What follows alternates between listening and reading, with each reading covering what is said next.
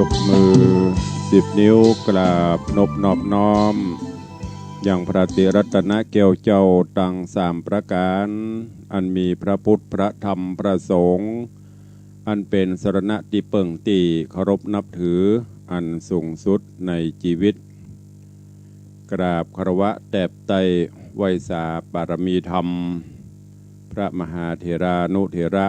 ภิกขุสังฆสามเณรเจ้าจุตนจุองค์โดยความเคารพเจริญสุขเจริญปอนญาติโยมสาธุชนพุทธบริษัททุกท่านก็ขอน้อมต้อนรับทุกท่านเข้าสู่รายการนานาสาระสปะสปัน100 อันปันอย่างจากตุลุงในวังต่างสถานีวิทยุท้องถิ่นจังหวัดเชียงใหม่คลื่นพระพุทธศาสนาและจริยธรรม FM 96 เมกะเฮิรตซ์ในความอุปถัมภ์ของมูลนิธิพระครูบายังกวงสามัคคีการกุศลส่งสัญญาณออกอากาศณห้องส่งวัดยังกวงตำบลไหยามอำเภอเมืองจังหวัดเชียงใหม่และสถานีวิทยุพระพุทธศาสนาและวัฒนธรรมคลื่น FM 104.50 เมกะเฮิรตซ์ส่งสัญญาณออกอากาศจากสถานีวิทยุวัดฝ่ายหินตำบลสุเทพอำเภอเมืองจังหวัดเชียงใหม่ในความอุปถัมภ์ของท่านเจ้าอาจารย์พระครู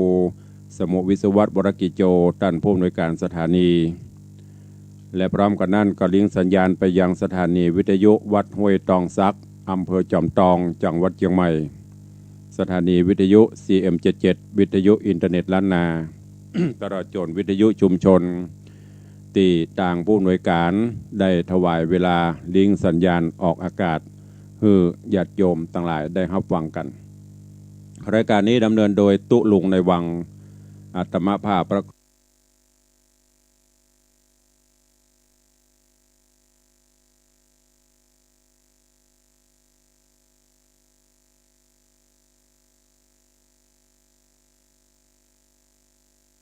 รายการนี้ดำเนินโดยตุลุงในวัง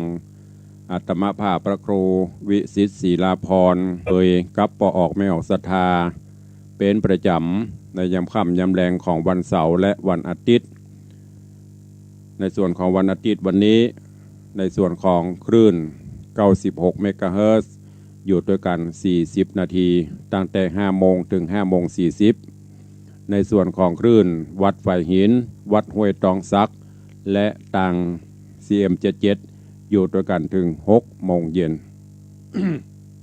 วันนี้สภาพอากาศทั่วภาคเหนือหรือทั่วเชียงใหม่อากาศอึมครึมท้องฟ้าปิดหันแดดพ่องบ่หันแดดพ่องโอ้ไผ่นี่ฮัลโหล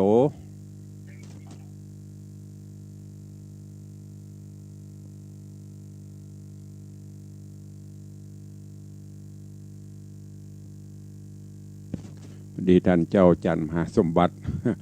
นี่อย่างบุหูเดี๋ยวก็อู้กันเนอะโทรมาคงจะมีธุระวันนี้ฝนฟ้าตกตั้งแต่ตะวาแล้วก็ตะคืนวันนี้บางที่ก็อาจจะตกบางที่ก็อาจจะอึมครึมแต่อากาศเย็นสบายก็เป็นกำลังใจให้ทุกท่านเนอะเฮาฝ่าฟันปัญหาต่างๆก็จะป้นไปแถมวันเวลาก็จะเสี่ยงไปแถมวันหมดไปตึงวัน ไปอ่านพอตารางต่างๆก็บางเตื้อก็สะดุ้งกันเนอะเวลานี้ก็เป็นเวลาที่เลิกการเลิกงานกินข้าวน้ำจำข้าวแรงกันพ่องบางพ่องก็กำลังทำสำรับกับข้าวบางพ่องก็กำลังเลิกการเลิกงานก็ อดเอาแหมบกี่ชั่วโมงจะได้พักได้ผ่อนเอนนอนกายาพักผ่อนร่างกายวันพุธก็ว่ากันใหม่ถ้ามีลมหายใจอยู่สาระข้อคิดวันนี้ก็จะนำเอาเรื่องราวของตารางบัญชีสำรวจเวลาของชีวิตเอามาเอามาเตือนอีป่ออีแม่ป่อออกแม่ออกศรัทธานาบุญเนอะตอนตลายอายุต่อใด ลองเปรียบเทียบลองคิดพิจารณาดูเนอะอันนี้เปิ่นสำรวจ เปิ่นทดสอบแล้วก็คิดคำนวณหันว่าเป็นสาระที่จะนำมาเตือนสติ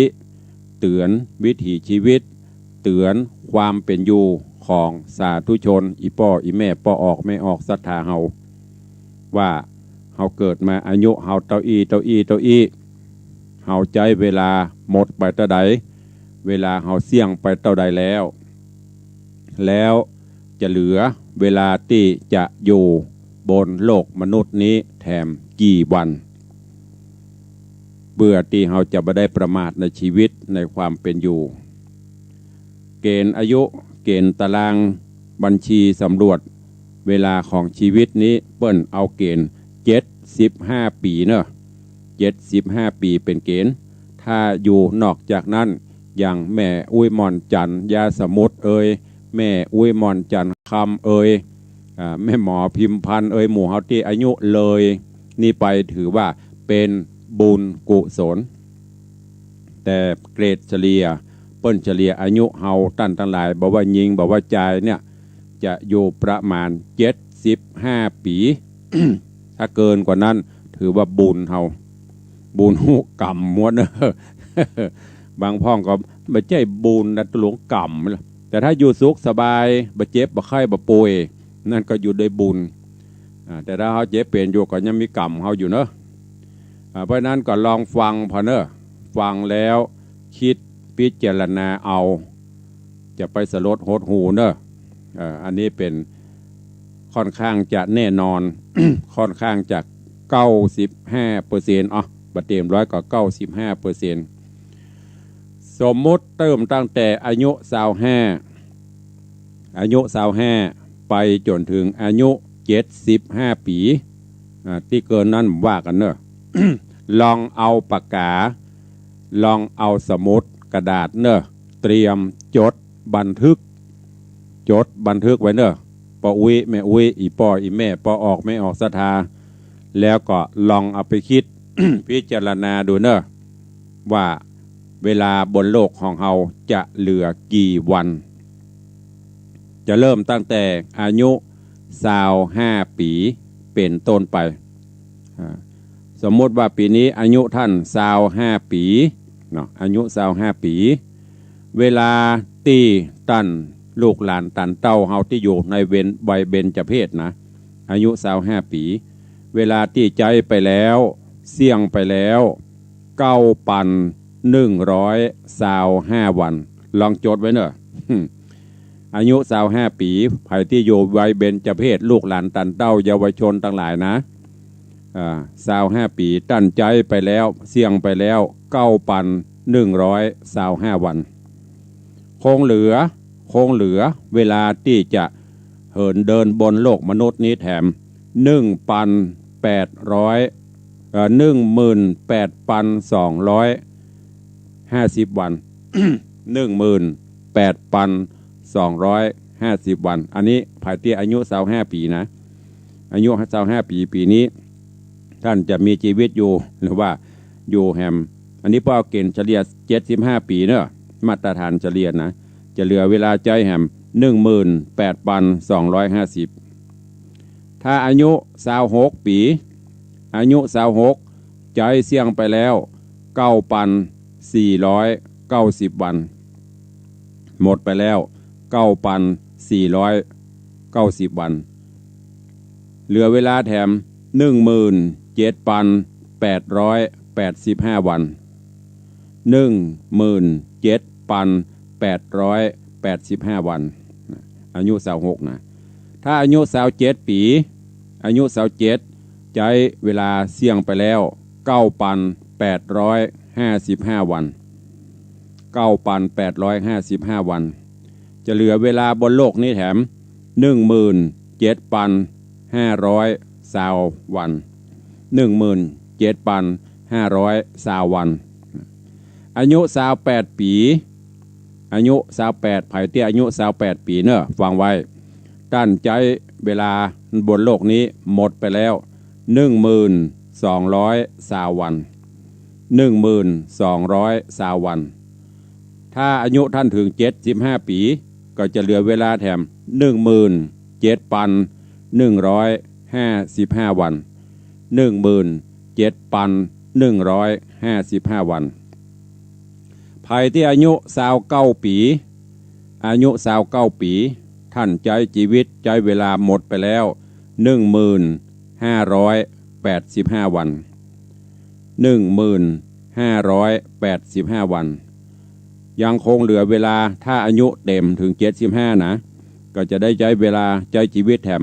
16,790 วัน16,790 วันอายุ30 ปีอายุ30 ปีเวลาของท่านหมดไปแล้ว1,950 วัน1,950 วันจะเหลือเวลาใจชีวิตแถม16,425 วัน16,425 วันจดไว้เนอะไผ่อายุเท่าใดจำไว้ถ้าท่านอายุ31 ปีใจเวลาเสี่ยงไปแล้ว11,315 วัน11,315 วันเหลือเวลาแถม16,000 กับ 60 วัน16,000 กับ 60 วันอายุ32 ปีอายุ32 ปีใจเวลาเสี่ยงไปแล้ว11,680 วัน11,680 วันเหลือเวลาบนโลกนี้แถม15,695 วันถ้าอายุ33 ปีตั้นใจชีวิตใจเวลาเสี่ยงไปหมดไปแล้ว12,000 กับ 45 วัน12,000 กับ 45 วันเหลือเวลาบนโลกมนุษย์แถม15,330อายุ34 ปีใจเวลาบนโลกนี้หมดไปแล้ว12,410 วัน12,410 วัน จะเหลือเวลาบนโลกนี้แถม14,965 วันอายุ35 ปีใจเวลาใจชีวิตหมดไปแล้ว12,775 วัน12,775 วันเหลือเวลาแถม14,000 กับ 600 วัน14,000 กับ 600 วันถ้าอายุ36 ปีใจชีวิตหมดไปแล้ว13,140 วัน13,140 วันเหลืออายุแถม14,235 วัน14,235 14,235 วันอายุ37 ปีไผ่ที่อายุ37 ปีใช้เวลาหมดไปเสี่ยงไปแล้ว 13,505 วัน 13,505 วันเหลือเวลาที่จะเตียวดุมๆแถม 13,870 วัน 13,870 วันถ้าอายุ38 ปีอายุ39 ปีใช้เวลาหมดไปแล้ว 14,235 วัน 14,235 วันเหลือเวลาบนโลกนี้ 13,140 วัน 13,140 วันอายุ40 ปีอายุตั้นใบ40 ปีตั้นใจชีวิตใจเวลาเสี่ยงไปแล้ว 14,600 วัน 14,600 วันจะเหลือเวลาบนโลกนี้ 12,775 วัน 12,775 วันภายอายุ41 ปีใช้เวลาเสี่ยงไปแล้ว 14,965 วัน 14,965 วันเหลือเวลาบนโลกนี้แถม 12,410 วัน 12,410 วันท่านผู้ใดอายุ42 ปีอายุ42 ปีใช้เวลาหมดไปแล้ว 15,330 วัน 15,330 วันเหลือเวลาเตียวบนโลกนี้แถม 12,000 กับ45 วัน 12,000 กับ45 วันอายุ43 อายุ 43 ปีใช้เวลาหมดไปแล้ว 15,695 วัน 15,695 วันจะเหลือเวลาบนโลกมนุษย์นี้ 11,680 11,680ภายที่อายุ44 ปีอายุ44 ปีก็ใช้เวลาเสี่ยงไปแล้ว 16,000 กับ 60 วัน 16,000 กับ 60 วันเหลือเวลาแถม 11,315 วัน 11,315 วันท่านผู้ใดอายุ45 ปีอายุ45 ปีตั้นใจเวลาเสี่ยงไปแล้ว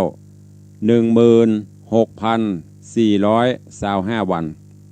16,425 วันก็จะเหลือเวลาบนโลกมนุษย์นี้ แถม 10,000 กับ 950 วัน 1950 วันจดไว้ตัวเนอะแต่ละคนหาภายที่อายุ46 ปีอายุ46 ปีใช้เวลาเสี่ยงไปแล้ว 16,790 วัน 16,790 วันเหลือเวลาบนโลกนี้ 10,000 กับแถม585 วัน 1585 วันอายุ47 ปีภายอายุ47 ปีอายุตันเสี่ยงไปแล้วใจไปแล้ว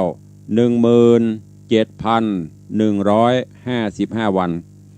17,150 วัน5 วันเหลือเวลาบนโลกนี้ 1,220 วัน 1,220 วันอายุ48 ปี4 ขวบ48 ปีใช้เวลาเสี่ยงไป 17,520 วัน 17,500วันเหลือเวลาไม่ถึงหมื่นแล้วนะเหลือเวลาไม่ถึงหมื่นละเหลือเวลาบนโลกมนุษย์นี้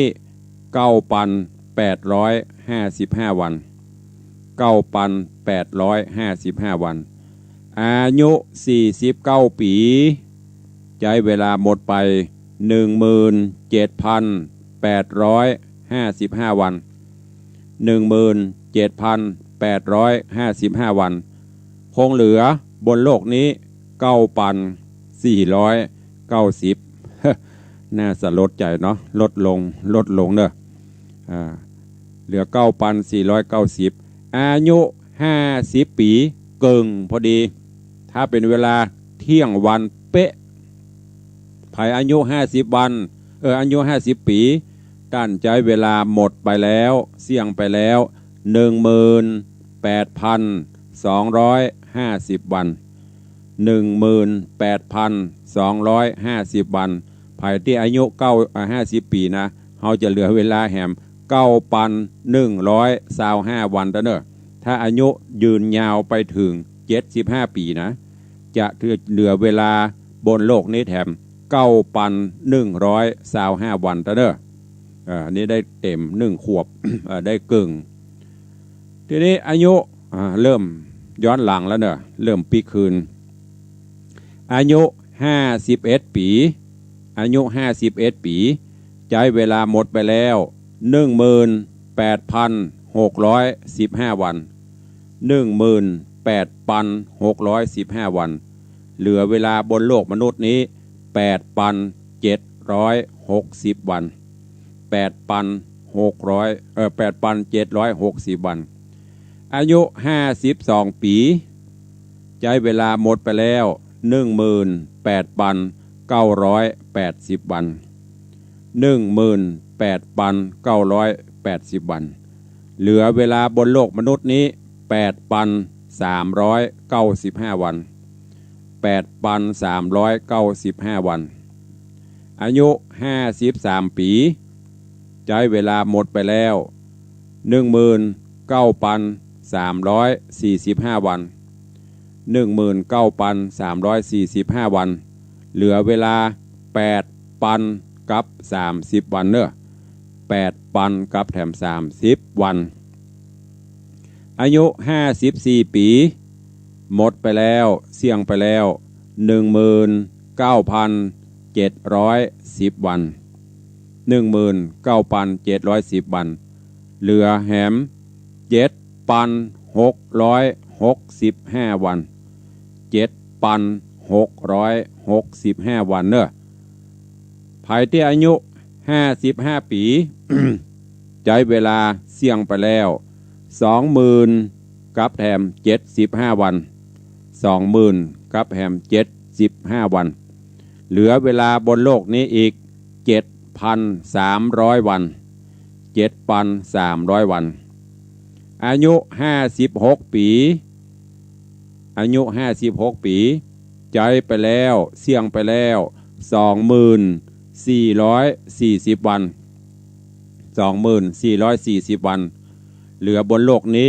6,935 วันมันดึงบาลานซ์กันเนอะใจเสี่ยงไปนักก็เหลือน้อยนะ 20,000เหลือเวลา 6,935 วันอายุ57 ปี 57 ปีใช้เวลาเสี่ยงไปแล้ว 2,805 วันเหลือเวลา 6,570 วัน 6,570 วันเนอะอายุ58 ปีของตุลุงเป๊ะปีนี้58 ปี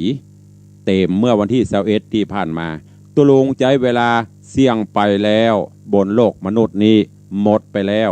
21,170 วัน 21,170 วันเวลาตุลุงถ้าอายุตุลุงถึง75 ปี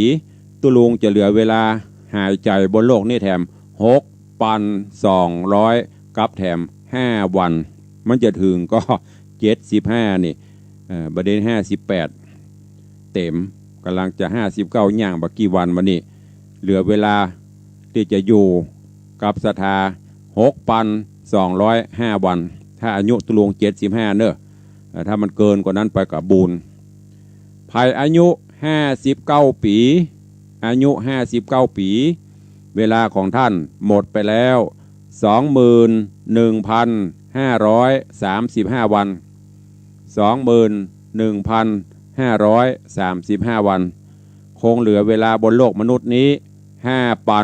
5,840 วัน 5,840 วันภัยที่อายุครบวัยเกษียณอายุ60ปีครบ60ปีที่จะเกษียณอายุหรือเกษียณมาใช้เวลาเสี่ยงไปแล้ว 21,900 วัน 21,900 วันเหลือเวลาแถม 5,475 วัน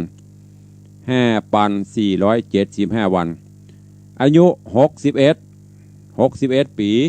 เสี่ยงไปแล้ว 22,265 วันเหลือเวลาแถม 5,110 วัน 5,110 วันอายุ62ปีภายอายุ62ปีท่านใจเวลาหมดไปแล้ว 22,630 วันเหลือเวลาใจ 4,745 วัน 4,745 วันอายุ63ภายอายุ63ปีเวลาท่านเสี่ยงไปแล้ว 22,995 วัน 22,995 วันเหลือเวลาของท่านอีก 4,380 วัน 4,380 วันภายอายุ64ปีอายุ64อายุท่านเสี่ยงไปแล้ว 23,360 วันเหลือเวลาแถม 4,000 กับแถม15 วันเนอะ 4,000 กับแถม15 วันอายุ65ปีอายุ65ปีอายุท่านเสี่ยงไปแล้วใจไปแล้ว 23,725 วัน 23,725 วันเหลือเวลาแถม 3,650 วันอายุ66ปีใจเวลาเสี่ยงไปแล้ว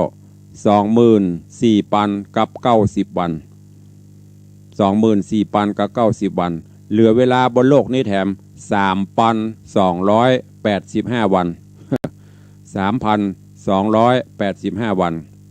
อายุ67ปีเสี่ยงไปแล้ว 24,455 วัน 24,455 เหลือเวลาบนโลกนี้ 2,900 วันอายุ68ปีอายุ68ปีใจเสี่ยงไปแล้ว 24,800 วัน 24,800 วันเหลือบนโลกนี้ 2,555 วัน 2,555 วัน 2555อายุ69ปีภายอายุ69ปีเสี่ยงไปแล้ว 25,185 วันเหลือเวลาบนโลกนี้ 2,190 วัน 2,190 วันอายุ70ปีเสี่ยงไปแล้ว 25,550 วัน 25,550 วันเหลือเวลาแถม 1,825 วันภายที่อายุ71ปีเสี่ยงไปแล้ว 25,915 วัน 25,915 วันเหลือเวลาบนโลกนี้ 1,460 วันอายุ72ปีเสี่ยงไปแล้ว 26,280 วันเหลือเวลาอีก 1,000 กับ 95 วัน 1,095 วันอายุ73 ปีเสี่ยงไปแล้ว 26,645 วันเหลือเวลาใจแถม730 วันถ้าอายุ74 ปีเสี่ยงไปแล้ว 27,000 กับ 10 วันเหลือเวลาแหม365 วันอายุ75หมดหรือบ่เหลือละเต็มถ้าอยู่นอกนั้นอยู่ด้วยบุญ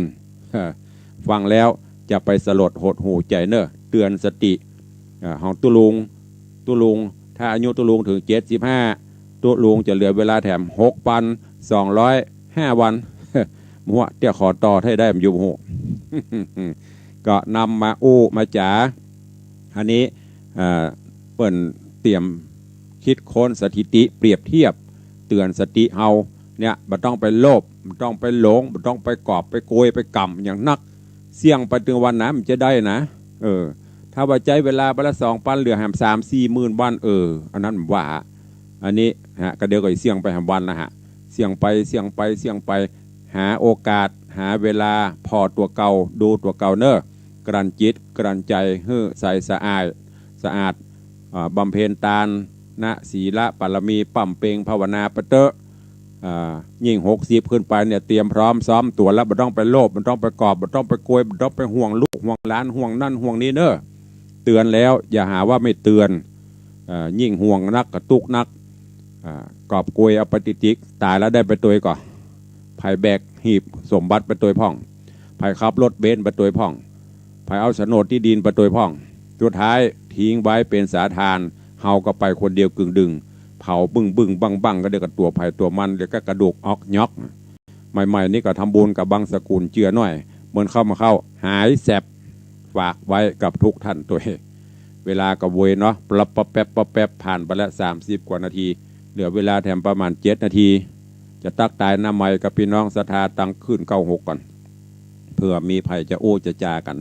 ก่อนที่จะจะจาประสานน้ำใหม่ขออนุโมทนาบุญกับเจ้าภาพเจ้ามูลศรัทธาเนอะที่ได้ให้ได้หอมผู้จากันเทศกันทำในส่วนของขึ้น96เฮาก็ส่วนหนึ่งสิ่งนี้ขันเทศมันลืมไปละทุกวันพระวันศีลของตุลุงก็มีทุกวันพระวันศีลบ่ายโมงถึงบ่าย3 โมงตลอดพรรษาและก็การพิเศษเดือน12 เปงขอบคุณโยมธนวัฒน์โยมทัศพิชาสุสิงคำแม่จันดีวิสุทธินันท์แม่ประณีพยไคหพลแม่อุ้ยมอนลอยสุดใจปุกแม่อุ้ยมอนจันคำแสงบุญแม่อุดคิดชัยแม่สุพันนาอิมังแม่อุ้ยจันดีสุขเจริญแม่ศรีนวลลันจวนแม่จันตาหินศีลอนุโมทนาแม่สุภาอุปนันท์แม่ครูเหรียญทองจันทีแม่ไข่แก้ววงคำแม่เรือนมนปิยะจันทร์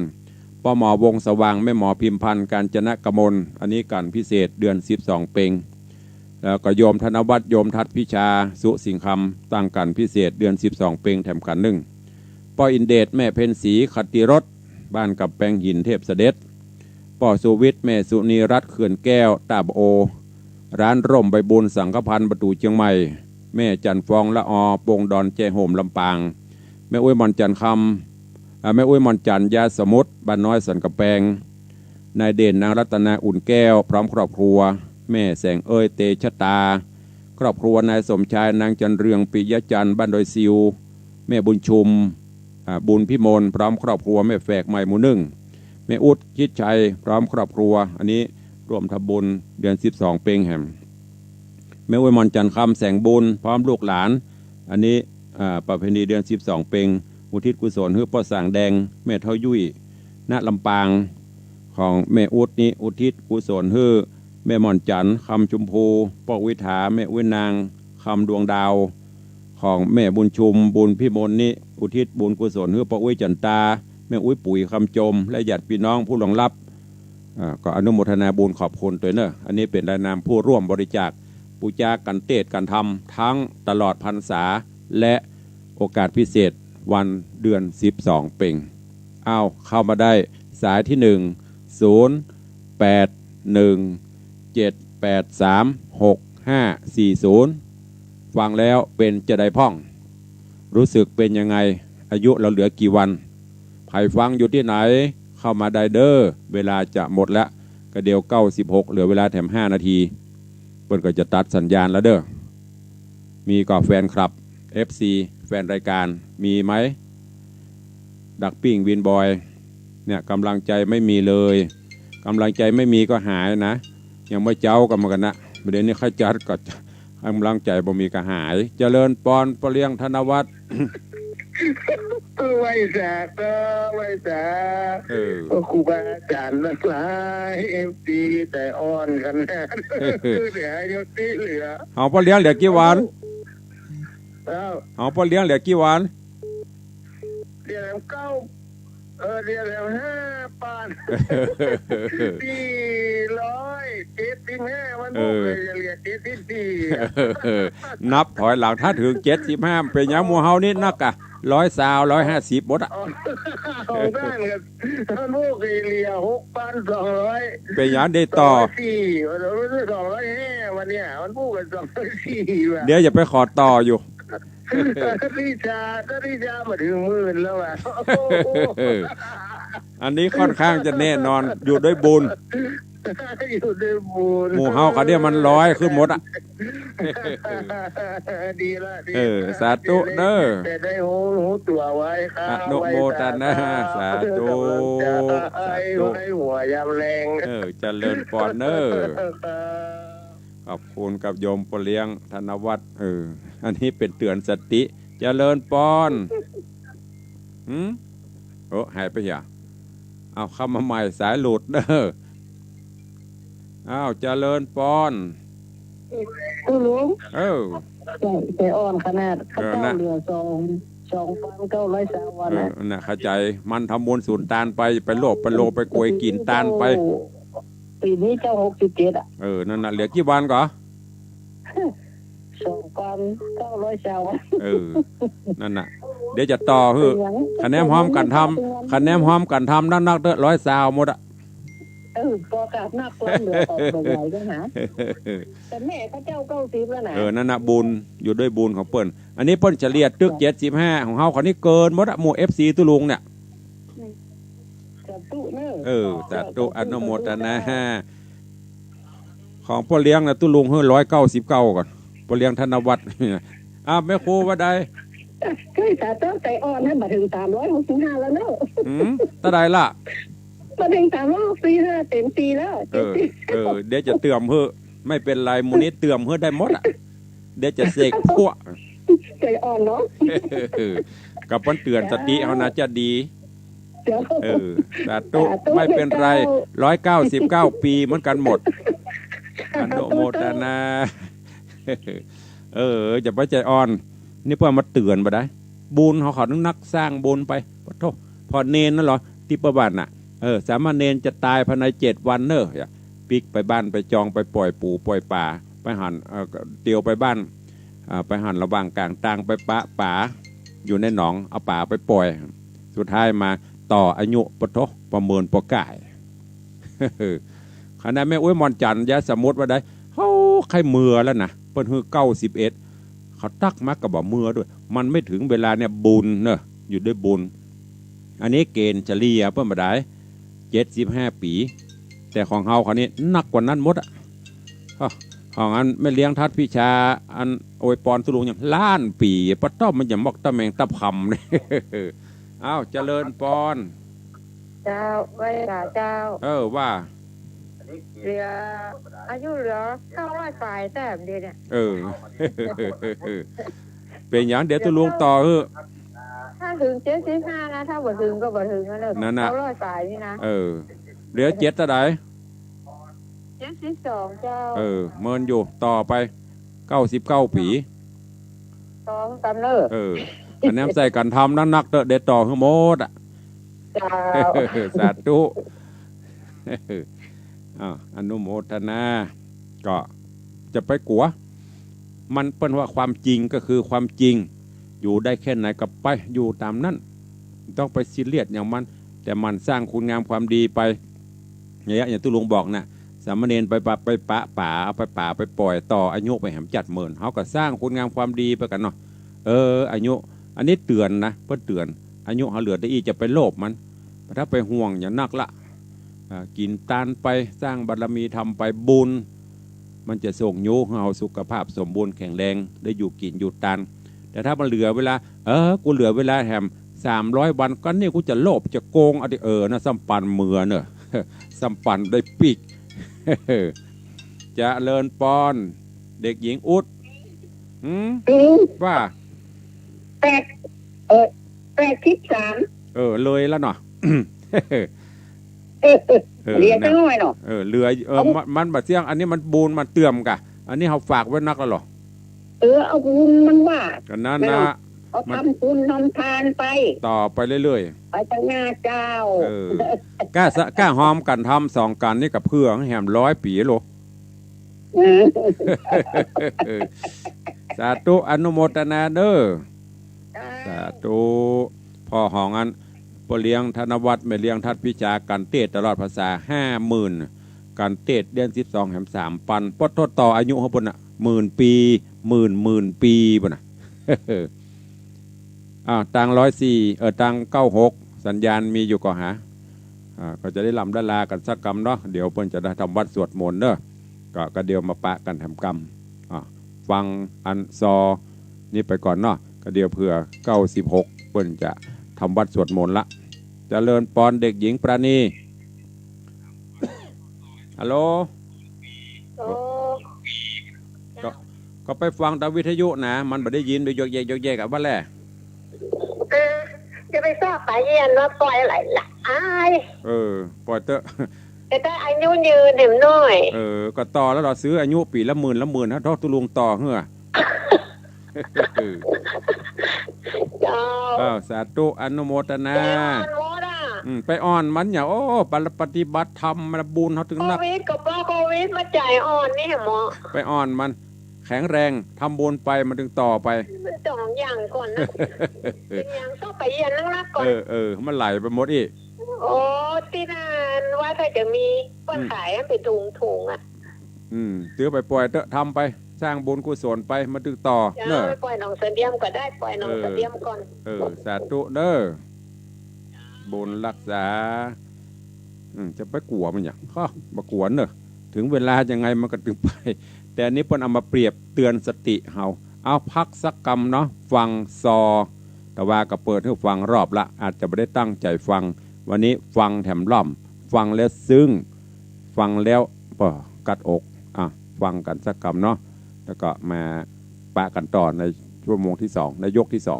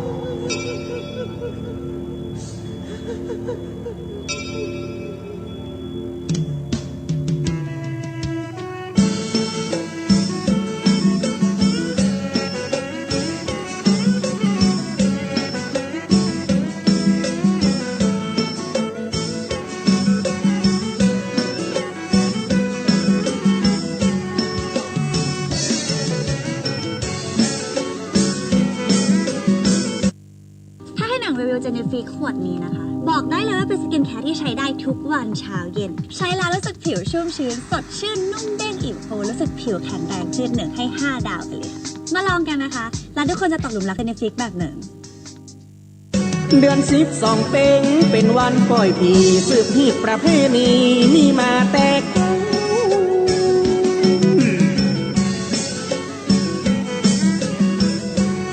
จะไปลืมนึกถึงแบบเป่าเมืองเหนือบ้านเฮาตันห่างผีตายตันหาพ่อแม่ผู้ที่พัดภาคดับจิตใจจากปู่ย่าตายายนายท่านนายสุดแสนอาลัยที่ท่านมาตาย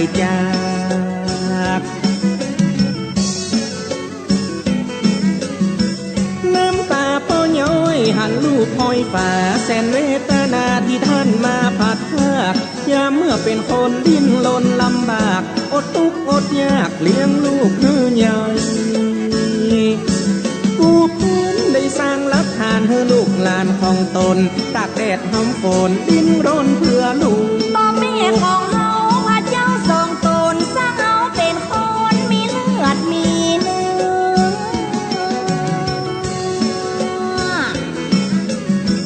ลมไม้ใบบุญสกุลจัดเชื้อได้เอื้อเฟื้อเลือดเนื้อเชื่อใครเมื่อลมหายใจลูกได้มีชีวิตขออยู่ใกล้ชิดด้วยความห่วงใยนายท่านนายยามลูกบ่สบายอยู่ข้างกายบอกหา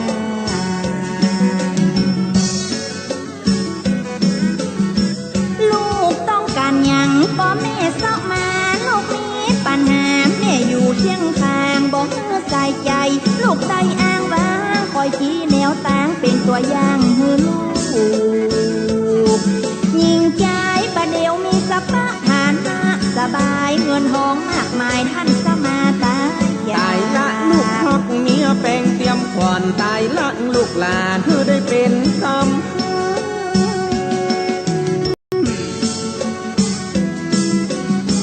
ตายละที่นอนมุ้งหมอนเสื้อผ้ามุ้ยเงี้ยมิดผ้าที่เคยยุกกำละเพื่อนละปุ่งอุ้มจ่าตักมาตายละวัดเคยไปกินไปตานเหลือกะที่มือเคยถือเคยทำละให้ลูกหลานได้หันบ่อย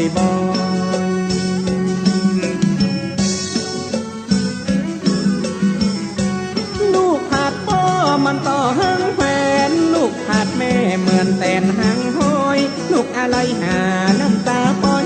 12 เป้งมาห้อยจะได้ดาตกแต่งดาทานมูลีหมักเมียงเสบียงอาหารเสื้อผ้าแพร่พันงามแงมใหม่พ่อแม่มาตายบ่ได้สั่งได้ลาทุกขเวทนากว่าได้เดือดร้อนวางจิตวางใจอารมณ์ได้น้องคนบัดหูกลางหูข้อมบัดได้โป่งได้ปันอย่าเมื่อเป็นคนได้มืดมนสติลูกขออโหสิที่ผิดการกระทำกรรมแม่กรรมทำฆ่าทำฟันผิดพ่อเถียงแม่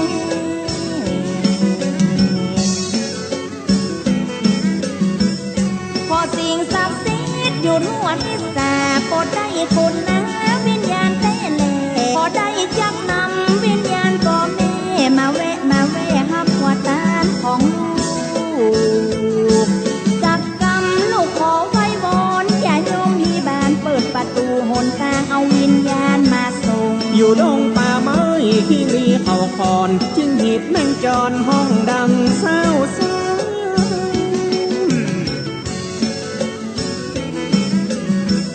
หากได้ยินก่อนเสียงวอนลูกเต้าขอพ่อแม่เจ้าปิดคืนกับลังขอเชิญวิญญาณของแม่และพ่อลางรับมาพ่อของกินของตานอยู่ไกลอยู่ใกล้จุงได้ปิกมาหมื่นว่าแสนว่าขอฟ้าลาแหลง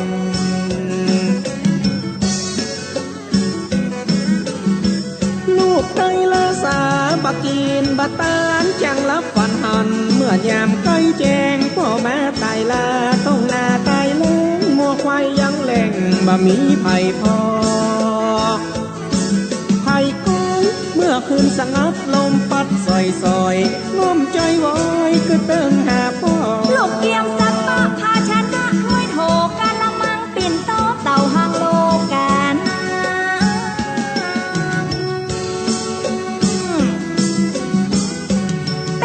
สบู่แชมพูโลชั่นยาสีฟันตันแว่นตันวีทาตุ้มทาตอหม้อแกงหม้อนึ่งห้อยหวานไฮซึ้งตะหลิวทับทีนี้ท่านนี้ของใจดีๆลูกซื้อมาใส่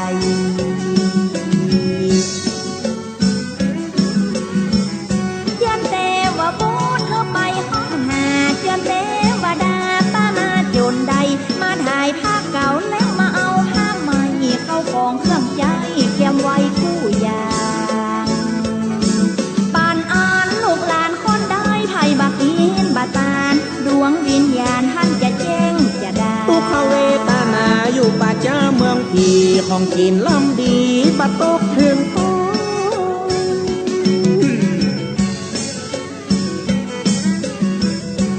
แสนทุกเห็นลำร้องให้ห้องบ่ได้กินยังเฝ้าทองระมานหาลูกหลานตานเฝ้ารอรับขันเข้าตัวเจ้าเอ่ยชื่อนามลูกเปิ้นลูกตัวครอบครัวไผ่มันรองรับของตานถ้าเปิ้นหลังน้ำยา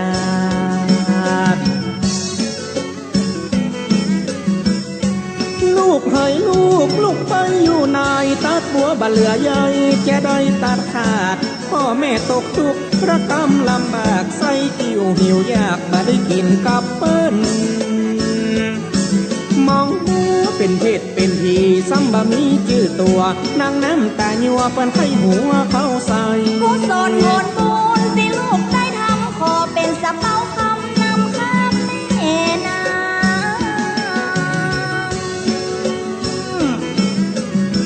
ขอดวงวิญญาณข้ามพ้นถึงฟังบุญกินบุญตานส่งขึ้นสวรรค์ขอดวงวิญญาณจงได้หักทราบแล้วปันโชคลาภปันเงินปันคำน้ำท่านนำจังเริญงอกงามอย่าตกต่ำยำแย่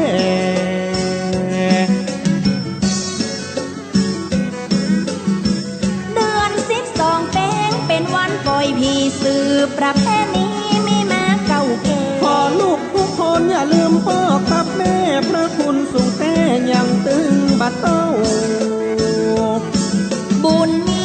ขอทุกท่านสุขสวัสดียันทิพานีขอจบเจ้าอีก่อนวางซอ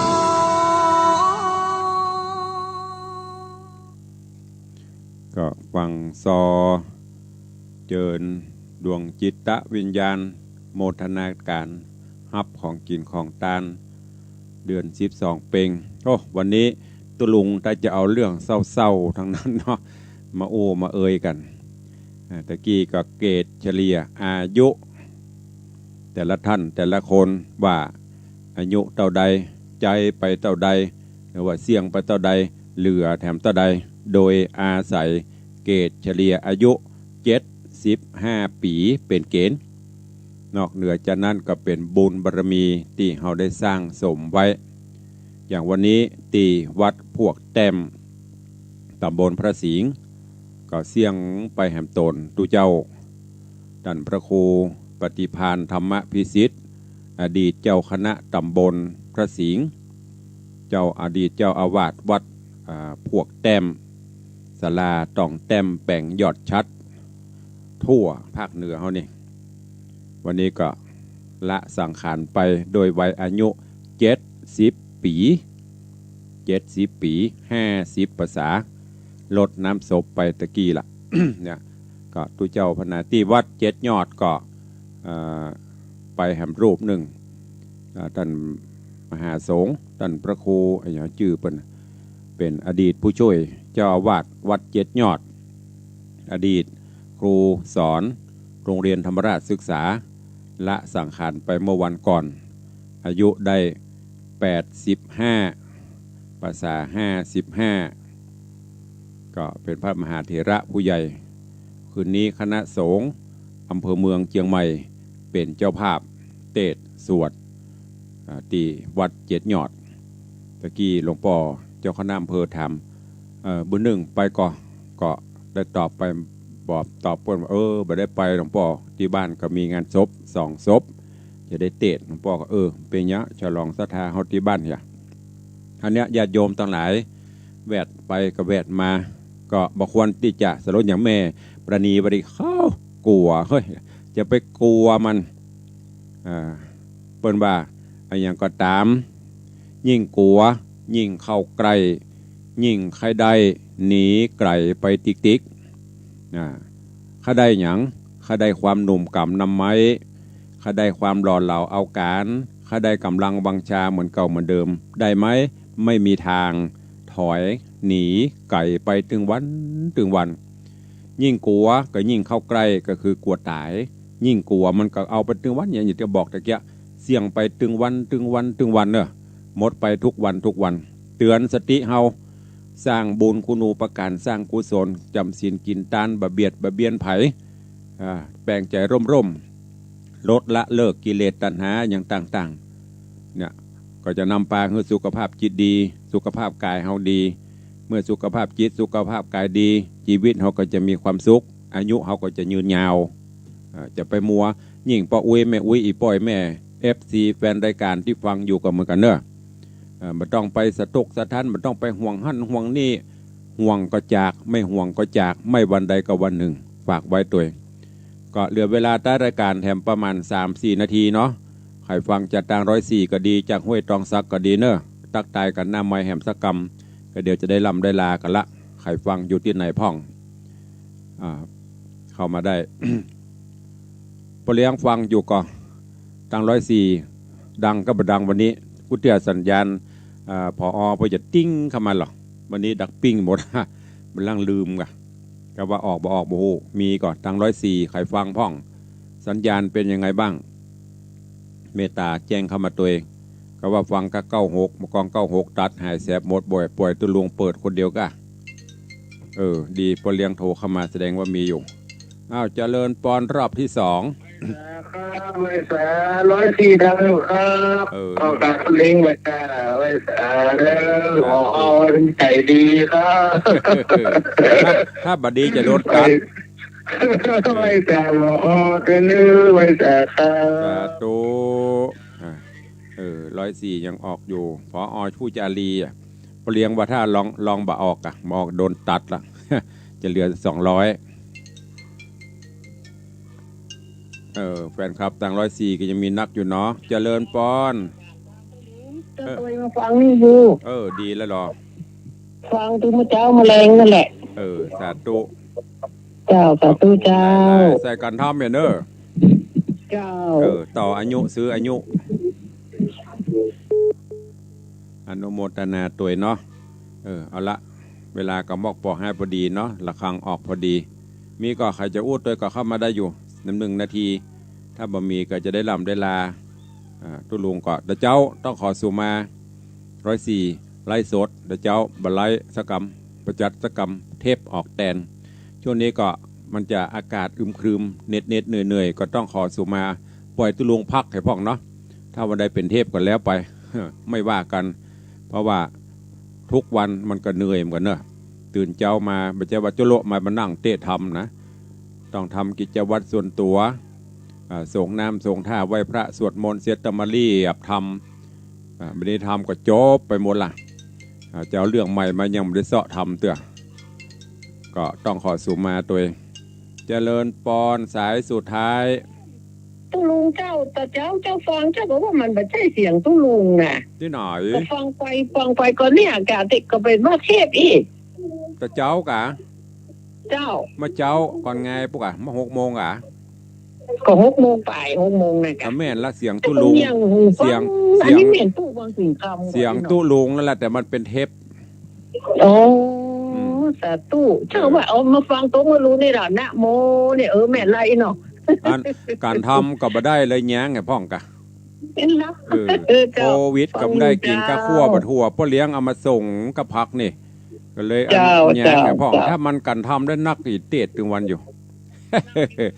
เล่นบ่ได้เด้อสาธุแซวเล่นบ่ได้อนุโมทนาเด้อสาธุเนาะเวลาหมดเวลาขอขอบคุณอนุโมทนาบุญทุกท่านทุกคนเด้อโดยเฉพาะญาติโยมญาติธรรมที่ติดตาม FC แฟนรายการทุกท่านทุกคนแล้วก็ขอบคุณกระตังปเลี้ยงธนวัฒน์แม่เลี้ยงทัดพิชาสุสินคำตัวมหารัตนอุบาสกอุบาสิกาเจ้ามุดสถากันเตศกันธรรมทั้งตลอดพรรษาและการพิเศษเดือน12เปงแหมแต่นั่นก็ห่วงใยซื้อนั่นซื้อนี่มาส่งมาใจโทรให้กำลังใจตลอดขอบพระคุณในเมตตาจิตเนอะขอบุญกุศลหนุนนำหนุนส่งให้ทุกท่านเพื่อมีอายุมั่นขวัญยืน150 199ปุ่นนะ120เบาตะกี้อ่านให้ฟังแล้วก็สลดกันเติมเพื่อแล้วเนอะเพิ่มเพื่อโมดละคนละ 3-4 หมื่นวันปุ่นขอบคุณทุกท่านโดยวันนี้ขอความสุขความเจริญบังเกิดมีกันเนอะ กินข้าวกินข้าวน้ำจำข้าวแรงนอนพักผ่อนอิริยาบถด้วยความสุขสบายคุณพระรัตนตรัยปกห่มอยู่ดีมีสุขเหมือนกันจุตนจุองค์จุผู้จุขนจัตตาโรธรรมาวัตันติอายุวันโน